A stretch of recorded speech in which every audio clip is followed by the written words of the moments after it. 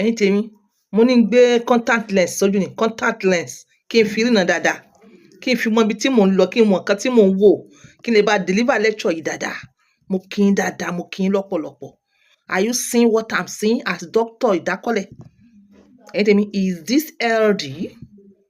Is this healthy? Yes, nínú fídíò mi kan mo sọ fún yín mo ní èwo ni ká lọ sí jíìmù kí gbogbo ẹ̀ rẹ́ mọ́lẹ̀ kí a má mọ ìyàtọ̀ ọkùnrin àti obìnrin. Yes, a sọ bẹ́ẹ̀ àmọ́ kì í ṣe pé kó nà bí pẹ́ńsù báyìí kì í ṣe pé kó nà bí pẹ́ńsù. ẹ̀yin tèmi kíní kó nà kọjá 4 hours kò wà healthy kò wà healthy nítorí pé kíni àwọn dókítà náà sọ pé tó bá lè nà kọjá 4 hours ó ti become hazardous to your health ó ti become poisonous to your health. a ní kó mọ̀ rẹ́ mọ́lẹ̀ pé kí oúnjẹ wà nú ẹ̀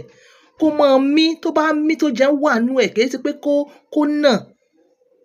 kò ní rẹ́ mọ́lẹ̀ tó bá mí tó ń jẹ́ wà nú ẹ̀ tó fù kò ní rẹ́ mọ́lẹ̀ là ń sọ fún yín ni mo sọ fún yín nípa ti jíìmù kì í ṣe pé kó nà bí pẹ́ńsù kó bá nà bí pẹ́ńsù it's not healthy for you tó bá ti kọjá 4 hours Wizkid ẹ sì rántí ọjọ́ tẹ̀ máa wọ́ lẹ́sùn gbogbo tẹ bá ṣe ẹ máa ṣe fọ́lọ́run kẹ̀sì rántí pé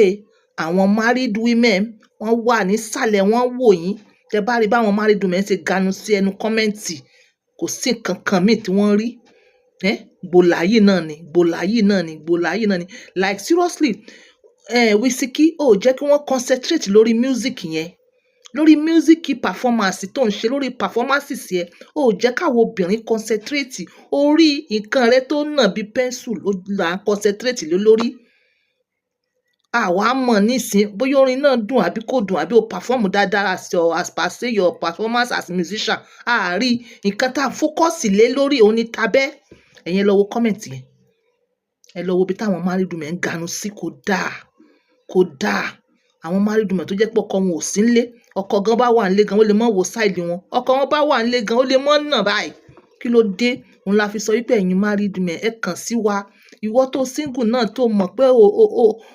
o capable kàn sí wa lórí haba Wizkid haba kí la ṣe o sì ṣàánú wa o sì ṣàánú àwọn ọkọ wa wọ́n jẹ́ ká mọ́ ronú Wizkid eléyìí ò wá pọ̀ jù kí ló dé bẹ̀rù Ọlọ́run kẹsì rántí ọjọ́ tẹ̀ máa wọlé sùn gbogbo tẹ́ ẹ bá ṣe ẹ ṣàṣe fún Ọlọ́run. ẹ̀yin tèmi fún ìwọ ọkùnrin tó capable fún ìwọ ọkùnrin tó fẹ́ kó máa mí kì í ṣe pé kó náà bí pẹ́ńsù báyìí o this is not healthy because for how many hours wọ́n máa wà lórí stage pé kó fi pé kó mí kó fi pé yes nǹkan wà ń bẹ̀ tí ò ní rẹ́ mọ́lẹ̀ bí tobìnrin yes contact on pump by 2 when you are ready Wizkid má pa mí now ọ̀rọ̀ mi ò jù báyìí lọ lẹ́nu ẹ̀yin tèmi this is Ajia on point by 2 always using my words to help others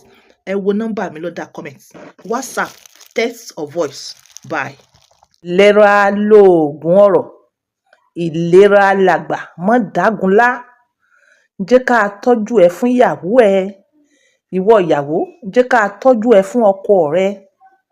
kí ló ń dààmú rẹ fídíò kan lẹ wò tán yìí tí ìdákọ́lẹ̀ bá ń yọ ẹ́ lẹ́nu o ò lè gbádùn nǹkan tá à ń pè ní feather touch tí ìdákọ́lẹ̀ náà bá sì ń yọ ìwọ aya lẹ́nu kí ló ń jẹ́ feather touch o ò lè gbádùn ẹ̀ ìwọ ọkọ kí aya rẹ kó ṣe àyà bíi mountain kó ṣe ìbàdí bíi mountain tí ìdákọ́lẹ̀ bá ń yọ ẹ́ lẹ́nu o ò lè gbádùn aya rẹ bákan náà ìwọ aya ò lè gbádùn ọkọ rẹ tí ìdákọ́lẹ̀ bá ń yọ ẹ́ lẹ́nu súnmọ́ bí yes jẹ́ a bá ẹ tọ́jú ara ẹ kí ìwọ náà kó dángájíá bí ọkùnrin kó jí láàárọ̀ kínú rẹ dùn yes lórí WhatsApp number tó máa wà lórí comment òun ni kẹ́ WhatsApp mi sí o ẹ lè fún mi ní voice ẹ lè fún mi ní text message màá mọ̀ retí yín ìlera làgbà ìlera lówó ìlera ni ẹ̀mí gúngùn mọ́ dágunlá.